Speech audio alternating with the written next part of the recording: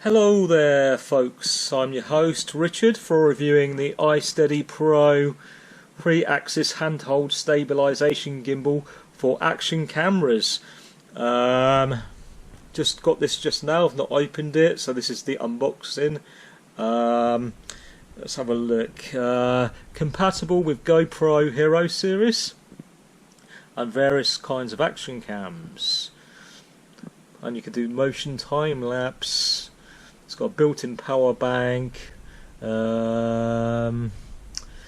got a virtual joystick collaboration, and also you download an app as well. By the looks of it, nothing much written there. There's a picture of it there. That must be the front of the box, I guess. And here you've got, I guess, where you download your app, the code for. Sort of barcode things for downloading an app, the app for the gimbal. So yeah, that's the box. Let's open it up and see what's inside. Okay, so that's the wrapping off, and now let's the box out. It's in one hand because I'm holding the camera in the other hand. So I got this an extra, by the way, the selfie stick. Because I want to use a selfie stick with a gimbal, so I like to get my whole body in when I'm walking. I don't like being half out of the video. It's like when you take a photo, it's stupid when you take a photo of someone half of somebody and not their whole body in a landscape scene, and just the same for video. And I like to be all in the video, not just half of my body. So that's why I wanted to get the selfie stick with it. So I don't know how well that will work. So this is I guess a guide comes with it.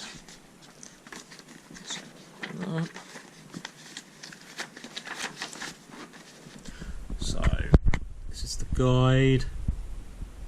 This is in English, this bit. And dare say the other side is probably, well, there's another bit to it there. So you got that as well. And the other side is in English as well. So yeah, there you go. And you got your silica pouch to keep it dry. Comes with this nice case. Actually, it's quite. That'll fit in my backpack quite easily. Actually, it's quite. Is it heavy? Yeah, it's quite. For backpacking with, it's quite heavy, you know. But for like a day, if you're going, it depends what you're using it for. I use it for I'll be using it for hiking and wild camping, videoing. But for a day's hike, it's okay. But it might be a little bit heavy for a long distance hike. Where for long distance hike, I might just take the GoPro. Is it GoPro 7? Yeah, GoPro 7, because it's got digitized stabilization. I don't think it's as good as having a gimbal.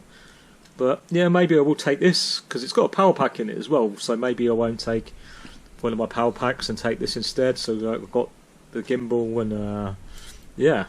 So that's that, and get a little tripod as well there. See that?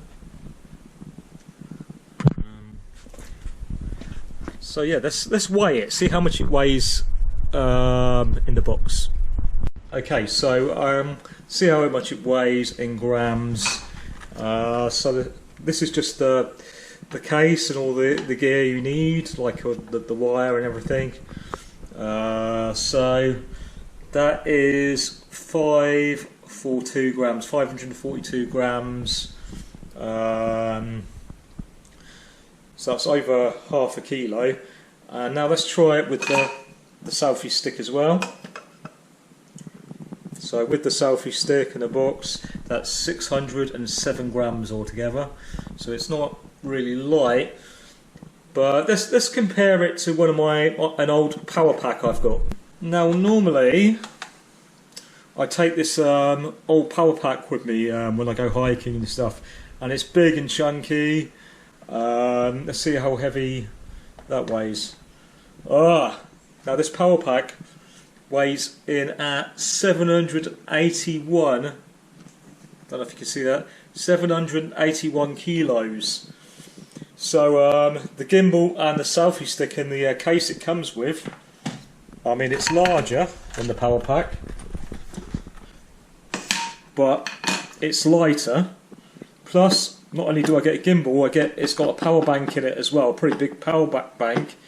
So rather than taking this now, I'm going to take this, which is actually lighter. It'll take up a bit more room, but I've got a big bag anyway, so yeah, that's pretty cool. So I'm happy with that. So this is it with the selfie stick. On the selfie stick, it's quite a thick selfie stick because obviously the gimbal's quite heavy. We give that a test out. Okay, well this is the gimbal on the little tripod it came with. So this is the contents of the box, and here is the box. It's quite a good box. Okay, so now I'm charging it up. It came with some battery charge in, but it's not fully charged.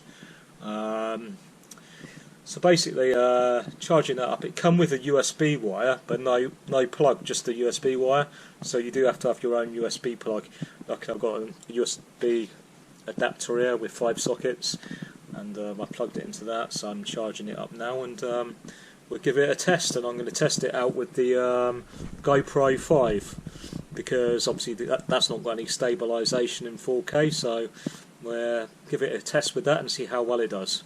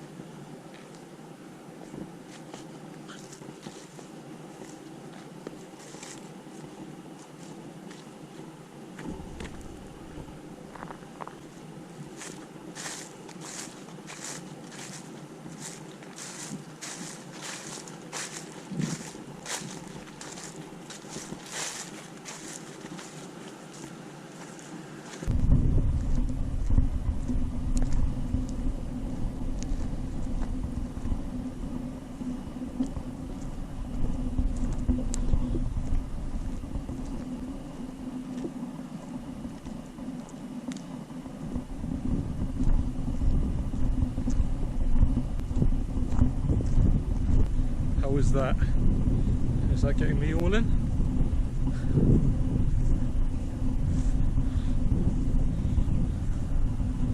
Soon find out. Getting used to controlling it, by the way, with the selfie stick.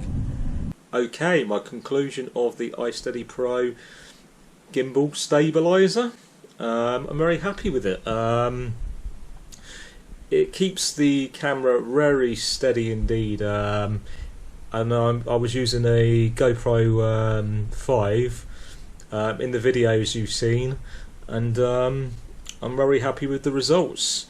The battery seems to last quite a long time, even in the cold of autumn.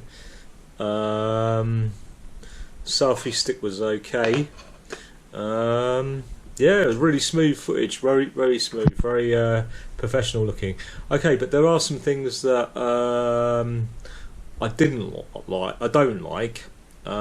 Is the way the you connect the camera to the gimbal is very awkward. There's these screws here.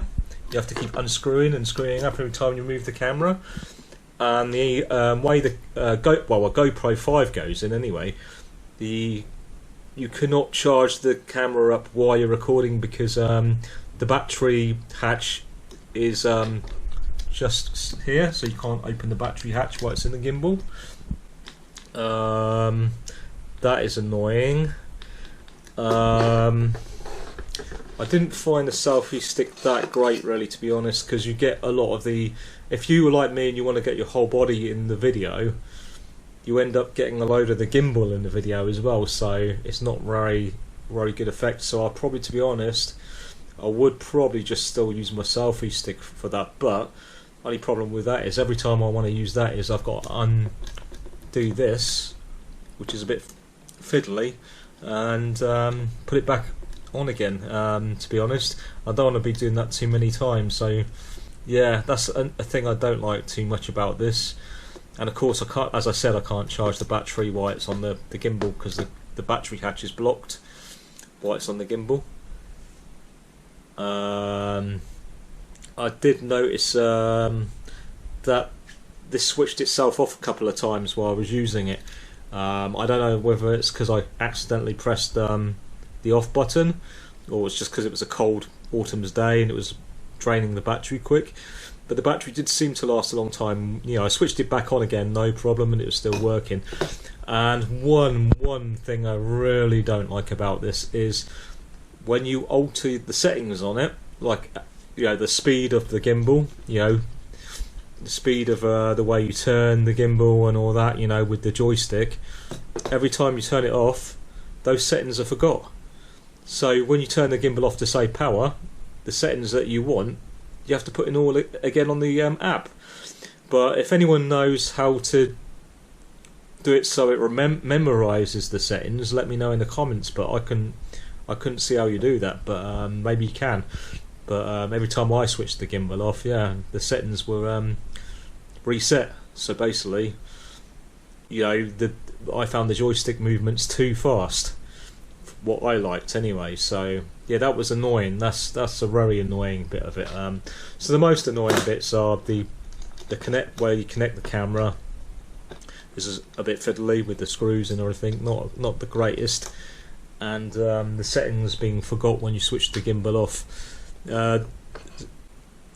Apart from that, I really do like it. I do recommend it. If you've got like a camera without digitized stabilization, you don't want, say, like, you've got a GoPro 5 or something like that, and you don't want to spend a fortune on a GoPro 7. This is a cheaper option, and it's really good as well, really effective.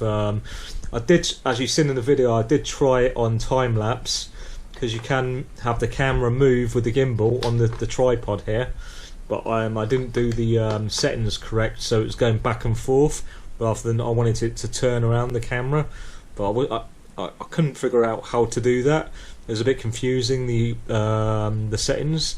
Yeah, but bear in mind, this is the first gimbal I've ever had, so I'm just getting used to it.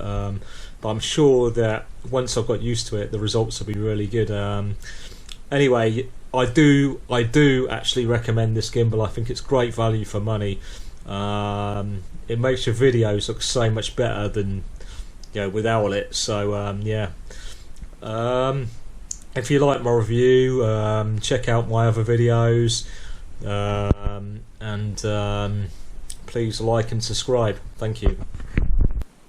Oh, and I should say that there is a link in the description where you can buy this, and not only will you be getting it at a decent price, you'll be helping me out because a percentage of it will go to me, and using my Amazon links in the description doesn't cost you anything extra, but I make a percentage of it, and it helps me make these videos and afford all this gear. As of yet, I've made I made a great loss, so you would be really helping me out if you do fancy buying this, for buying it through the link in my video description. Cheers, thanks a lot, like and subscribe.